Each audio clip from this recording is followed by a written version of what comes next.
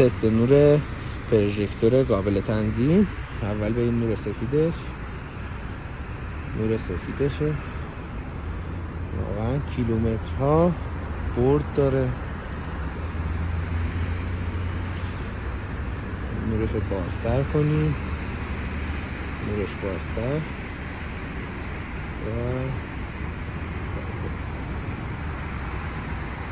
بریم نور زردش.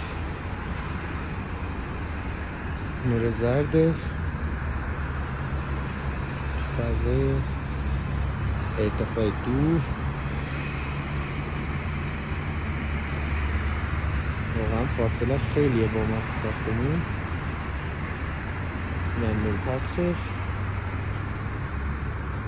نور پخشش هم به این شکل، ولی برای رانندگی حالت چشمک زنش.